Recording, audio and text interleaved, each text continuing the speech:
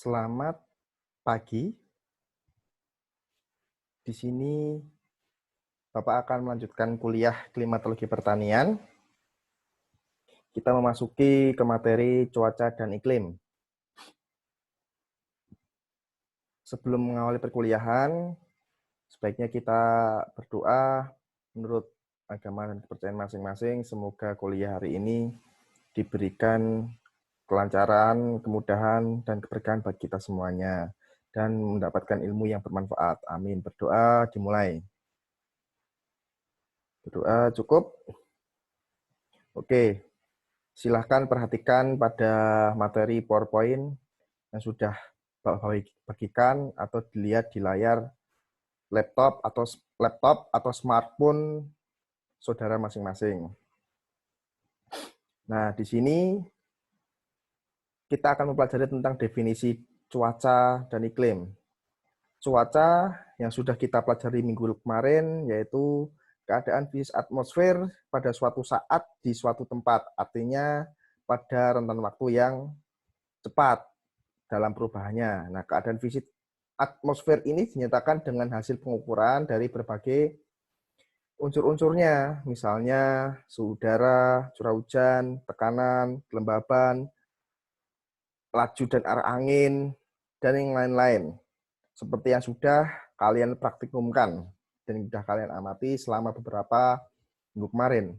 Kemudian iklim yang sudah dibahas juga minggu kemarin, yaitu keadaan yang mencirikan atmosfer pada suatu daerah dalam jangka waktu yang cukup lama. Artinya rentan waktunya itu lama dibandingkan dengan cuaca, berarti iklim itu lebih relatif lama perubahannya dibandingkan dengan cuaca. Sehingga untuk membedakan iklim dan cuaca itu cukup mudah kita lihat dari waktu perubahannya. Nah, waktunya itu berapa lama? Di sini kira-kira 30 tahun. Bisa kurang dari 30 tahun dan lebih dari 30 tahun. Namun tidak bisa dalam hitungan menit, jam, atau hari. Kalau cuaca biasanya dihitung berdasarkan bisa jam, bisa hari, karena memang dia cepat perubahannya. Nah, keadaan yang mencirikan itu diungkapkan dengan hasil pengukuran berbagai unsur cuaca yang dilakukan selama periode waktu. Artinya periode waktunya itu jangkauannya itu lama, tahunan gitu. Jadi tahun sekarang berapa, tahun besok berapa, tahun besoknya lagi berapa, nanti ditarik garis, maka bisa diprediksi iklimnya itu seperti apa. Jadi tidak bisa seperti cuaca. Kalau cuaca harian nanti bisa diprediksi. Seperti itu. Nah, iklim tidak hanya merupakan rata-rata dari kondisi atmosfer atau rata-rata cuaca. Tetapi lebih dari itu, iklim perlu diketahui fluktuasinya terhadap rata-ratanya, keadaan ekstrimnya, dan frekuensi kejadiannya. Nah, jadi kita tidak bisa menggambarkan iklim itu hanya dengan rata-rata dari kondisi atmosfer itu atau rata-rata cuaca, tapi kita harus bisa melihat dari fluktuasi cuaca itu seperti apa, dari keadaan ekstrimnya, frekuensinya seperti apa dari jangka waktu yang lama itu tadi, dari periode yang waktu yang lama itu tadi. Jadi seperti itu iklim. Beda dengan cuaca yang lebih simple dibandingkan dengan iklim. Kalau iklim lebih kompleks dengan jangka waktu yang lama. Nah, ini contoh cuacanya. Misal cuaca di tempat A pada pukul 7 pagi, 7 WIB, tanggal 9, bulan 9, tahun 2010. Nah, letaknya itu adalah 6 derajat dan 30 menit lintang selatan, 150 derajat 40 menit bujur timur, pada ketinggian 101 meter di atas permukaan laut. Nah, unsur cuaca itu ada beberapa. Penerimaan radiasi matahari atau yang kalian amati itu yang cukup sederhana adalah intensitas cahaya, kemudian ada suhu udara, tekanan udara, kelembaban udara, kecepatan angin, arah angin, dan penutupan langit oleh awan. Nah, nilainya ada yang di sebelah kalian itu. Kalau radiasi matahari berarti satuannya watt per meter persegi. Suhu udara derajat Celcius seperti yang kalian amati. Tekanan udara itu ada milibar, kelembaban udara itu persen, kecepatan angin itu meter per detik, dan sebagainya. Nah, ini yang harus kalian pahami unsur-unsur cuaca ini. Karena untuk membentuk suatu cuaca dan iklim itu membentukkan data-data dari unsur-unsur ini. Jadi faktor pembentuk cuaca dan iklim adalah ya unsur-unsur ini faktornya.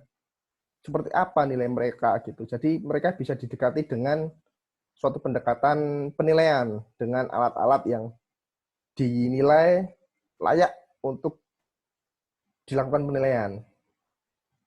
Nah, contoh iklim lagi yang seperti tadi Bapak katakan, kira-kira iklim di tempat A tadi itu selama 30 tahun seperti ini. Misalkan, ini contoh saja rata-ratanya.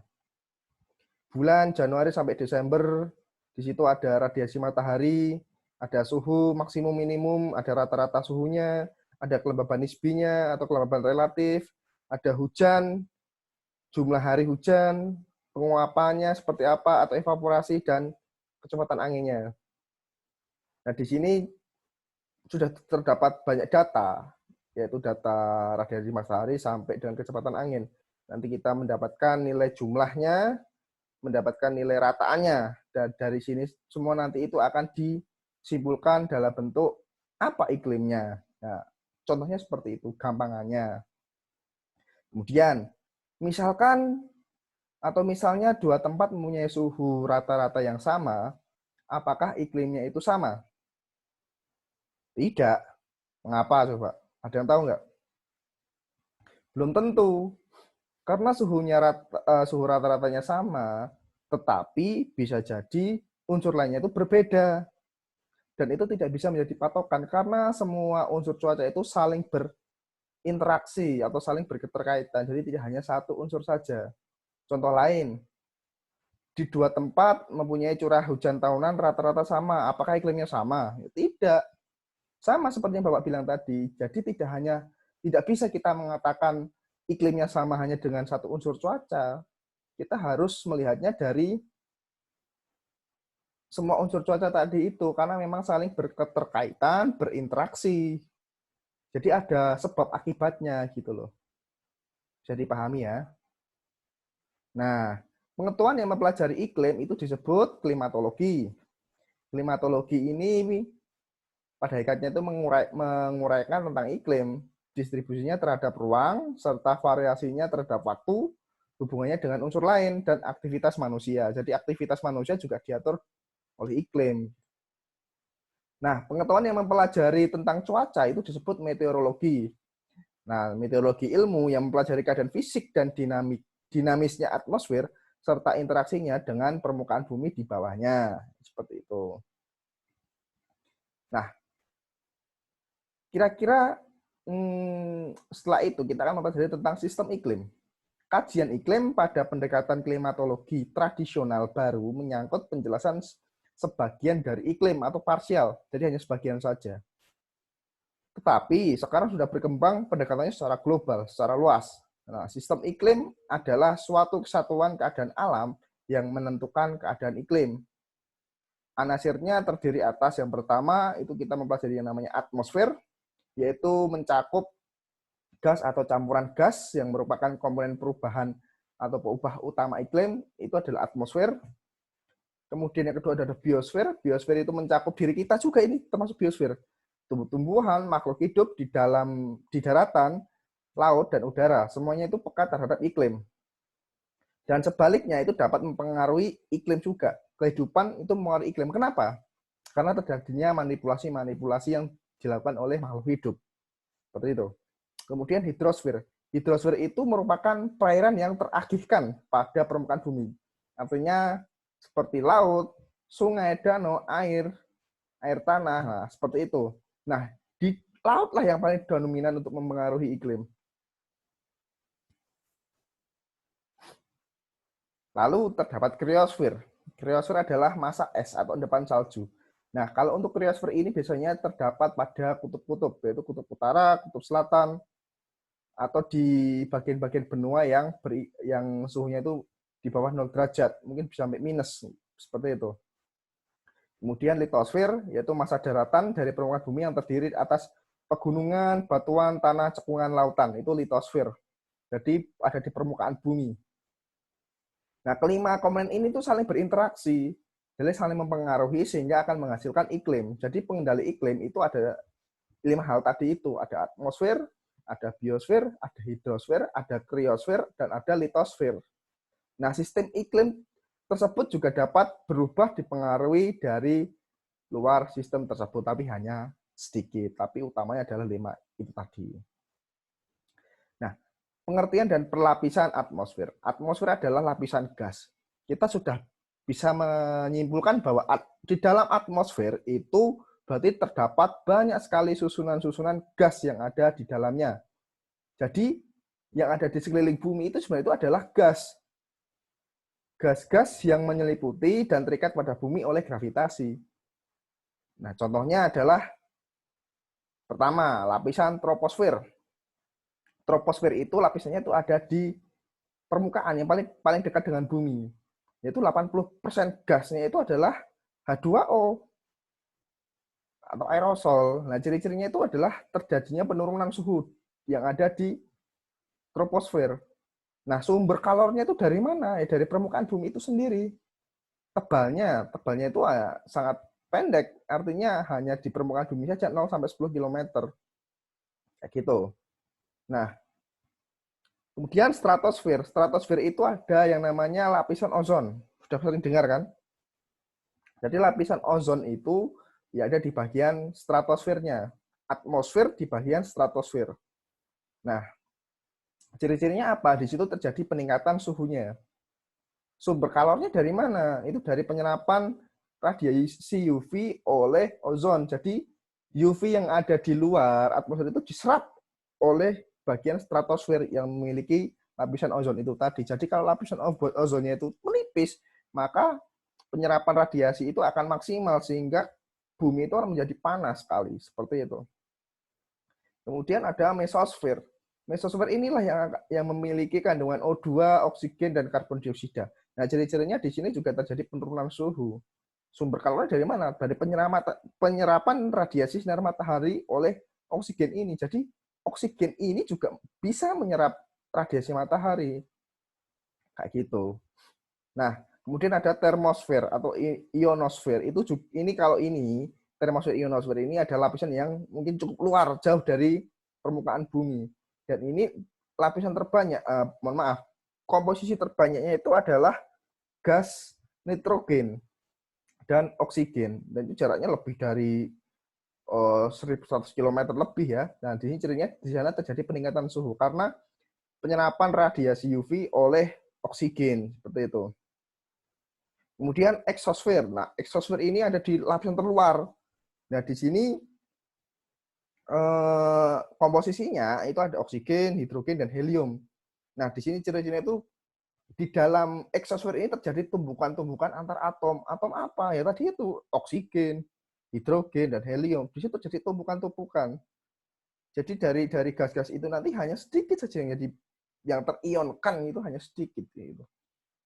Ini adalah teori-teori yang harus kalian pahami. Nah, ini merupakan gambaran tentang atmosfer di bumi. Jadi semakin tinggi tempat itu maka tekanan udaranya juga akan semakin tinggi pula. Gitu. Nah, contoh di sini yang digambarkan adalah pegunungan Himalaya. Nah, ini adalah troposfer atau permukaan bumi. Kemudian dilapisi oleh ada awan-awan, awan cumulus, ada stratus, ada altocumulus, dan sebagainya. Jadi ini ilmu-ilmu kayak gini biasanya dipelajari oleh para pilot. Jadi dia harus menghafalkan terkait dengan jenis-jenis awan yang bisa dilewati oleh pesawat. Kemudian ada batas troposfer itu adalah tropopause. Kemudian di atasnya troposfer ada stratosfer dan dibatasi oleh stratopause. Ada mesosfer dibatasi oleh mesopause. Kemudian setelah mesosfer itu ada termosfer atau ionosfer. Kemudian yang paling terluar lagi di atasnya lagi ada eksosfer. Nah, seperti itu gambarannya. Nah, di pegunungan Himalaya itu tingginya berapa? Sekitar 8.000 meter, berarti 8 kilo. Puncak tertingginya di dunia itu ada di pegunungan Himalaya. Nah, komposisi gas di atmosfer itu kadarnya seperti ini, seperti yang di tabel ini. Nitrogen itu kadarnya 78%. Jadi yang paling banyak gitu loh. Kemudian oksigen hanya 20% saja. Kemudian sisanya adalah yang lainnya seperti argon, karbon dioksida, neon, helium, ozon, hidrogen, kripton dan sebagainya. Jadi perbandingannya itu sebenarnya adalah nitrogen. Kalau di bidang pertanian, apa yang Anda pikirkan tentang hal ini? Oksigen 20%, nitrogen 78%. Artinya apa? Nitrogen di udara itu besar. Apabila kita bisa memanen nitrogen yang ada di udara, itu akan menimbulkan profit bagi kita para petani. Artinya apa? Kita hanya menyediakan N itu di udara. Yang kita pikirkan adalah bagaimana N yang ada di udara itu tersedia oleh tanaman. Bagaimana caranya? Tambat. Kita tambat nitrogen itu dengan bantuan bakteri. Contohnya dari leguminase, legum atau kacang-kacangan. Itu bisa menambat N yang ada di udara. Nantinya bisa tersedia di dalam tanaman. Itu contohnya, seperti itu. Udah banyak penelitiannya, hanya tinggal kalian membaca atau tidak. Nah, kemudian ada pembentukan cuaca. Cuaca terbentuk karena ada energi dari luar sistem dan dari interaksi antar sistem iklim. Peran energi dari luar sistem iklim lebih besar daripada dari dalam sistem iklim tersebut. Energi dari luar sistem hanyalah radiasi matahari. Jadi, pada prinsipnya, energi yang paling berpengaruh terhadap iklim itu adalah radiasi matahari. Karena radiasi matahari nanti akan mempengaruhi unsur-unsur iklim yang lainnya, unsur-unsur cuaca yang lainnya, seperti itu. Nah, variasi energi radiasi matahari yang masuk ke atmosfer, misalnya siang, malam, beda kan? Gerak semu matahari menyebabkan perbedaan sudut pandang di permukaan bumi. Maka keadaan ini menyebabkan perbedaan energi yang diterima di atmosfer dan di permukaan bumi. Kita sudah jelas melihat. Ini kita membahas cuaca dulu. Siang seperti apa, malam seperti apa, pagi seperti apa. Jadi jelas. Dan itu sangat terasa sekali kan cuacanya. Itu contohnya. Itu hanya dari radiasi matahari, sudut datang radiasi mataharinya. Kayak gitu. Nah, ini adalah contohnya sistem tata surya.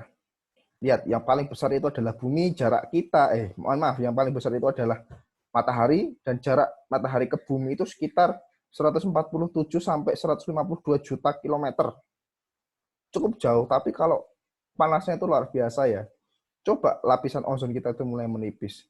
Meskipun jaraknya jauh itu kita kelabakan nanti, karena radiasi UV-nya itu akan terserap langsung ke permukaan bumi, dan itu sangat luar biasa panas sekali. Dan itu akan berbahaya bagi umat manusia. Dan kalau seandainya lapisan ozon itu tidak bisa meredam penyerapan sinar UV itu, maka terjadi perubahan iklim yang sangat luar biasa di dalam bumi ini. Gejolaknya luar biasa bagi manusia. Nah, ini bisa dilihat. Ini adalah bumi. Ini adalah matahari. Dan ini adalah sudut pandang dari, sudut datang dari mataharinya itu tadi, dari radiasinya. Jadi bisa di sini, bisa di sini, bisa di sini, bisa di sini, di sini, di sini, dan di sini. Jadi ikuti gerakan kursor ini ya. Nah, keragaman radiasi matahari itu keragaman pemanasan, pendinginan di permukaan bumi. Oke. Jadi, Bapak ulangi lagi. Nanti itu sudut datangnya radiasi matahari itu bisa dari sini, bisa dari sini, ya kan? Dari sini, atau dari sini, atau bisa juga dari sini. Jadi, atau saya tambah lagi sini juga. Nah, di sini, misalkan matahari ada di sini, maka sudut datangnya akan dari sini. Dan di sini tidak mendapatkan cahaya matahari, maka akan berbeda. Seperti itu, paham ya? Oke. Nah, sekarang keragaman radiasi matahari ini, karena kan keragaman pemanasan, pendinginan di permukaan bumi kan, jadi bisa dijelaskan seperti ini. Maka penerimaan radiasi yang diterima itu juga beragam. Dari sini, dari sini, dari sini, dan dari sini, itu akan beragam radiasi mataharinya. Kemudian suhu udara pun juga beda. Di sini mungkin dia akan menerima langsung dari sini ya, menerima langsung. Mungkin dari sini. Nah, dari sini akan menerima langsung. Jadi di sebelah sisi sini nggak menerima. Artinya suhunya ini akan lebih dingin dibandingkan dengan yang sini. Seperti itu. Nah, tekanan udara ke samping yang beragam, penguapan beragam, kelembaban udara beragam, awan dan hujan beragam. Sama semuanya. Jadi tergantung dari radiasi matahari ini. Oke. Nah, ini juga sama. Maaf, Bapak hapus dulu ya. Clear. Nah, sudah. Oke. Nah, seperti ini gambarannya. Ini matahari sudut datangnya di pukul 6. Dia ada di sini. Dan di sini terdapat kena sinar cahaya atau radiasi mataharinya. Di sini tidak kena, akan berbeda. Sama juga di sini di pukul 9, pukul 12, pukul 15, dan pukul 18.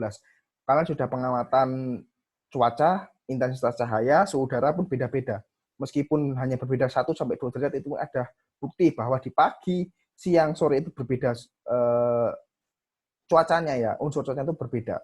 Dan itu dipengaruhi oleh radiasi matahari. Sama juga pada saat mendung. Beda juga suhunya, beda juga intensitas cahayanya, beda kelembabannya. Seperti itu. Paham kan? Oke. Nah, pembentukan cuaca. Perbedaan sudut datang radiasi matahari itu menyebabkan perbedaan pemanasan dan pendinginan, peningkatan penurunan tekanan, penguapan kondensasi, kelembaban keringan, dan pembentukan awal atau curahan. Pokoknya gini, intinya dari sini, semuanya itu hubungannya dengan sudut datang dari radiasi matahari. Contohnya ini, keadaan fisik atmosfer ini dapat diukur.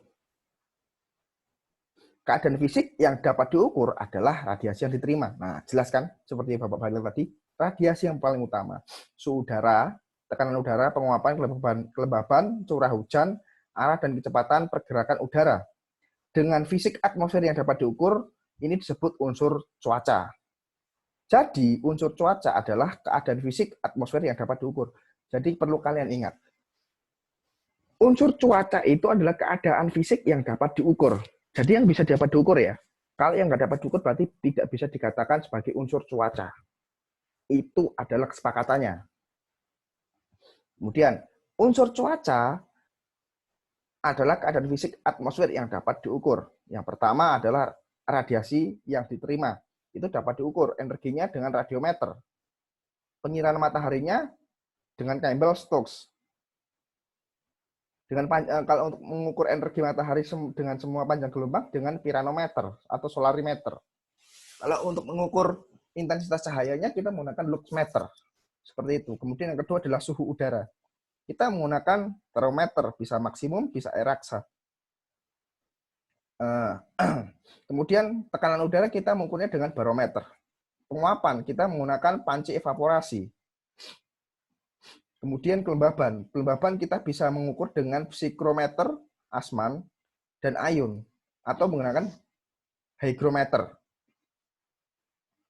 Curah hujan, kita ukur dengan penangkar hujan atau dengan ombrometer yang sudah kalian praktekkan juga. Kemudian pergerakan udara di permukaan atau kecepatan angin lah. Ini gampangannya kita menggunakan anemometer. Bila tidak ada alat kecepatan angin, dapat ditaksir juga dengan skala Beaufort. Skala Beaufort ada di buku yang sudah Bapak berikan sama kalian untuk difotokopi, itu bisa dipelajari. Nah, oke. Sekian kuliah daring dari Bapak tentang klimatologi pertanian, ya khususnya di bab cuaca dan iklim. Untuk tugas ini belum saatnya kalian kerjakan, jadi mungkin kalian resapi dulu materi dari Bapak tadi. Apabila ada pertanyaan bisa didiskusikan melalui voice dan melalui chat atau melalui WhatsApp group. Jadi di sini terbuka dan semuanya berhak untuk berpendapat terkait dengan materi ini. Jika ada statement Bapak yang tidak dikehendaki kalian atau tidak tepat, mohon ditegur dan diperbaiki. Karena di sini sifatnya sama-sama belajar dan sama menambah ilmu. Artinya bukan berarti Bapak ini menggurui kalian, tapi saat informasi Bapak salah, silakan kalian melakukan pembenaran. Oke, terima kasih atas perhatiannya. Selamat pagi, semoga ilmu yang Bapak berikan tadi bermanfaat. Amin. Terima kasih. Assalamualaikum warahmatullahi wabarakatuh.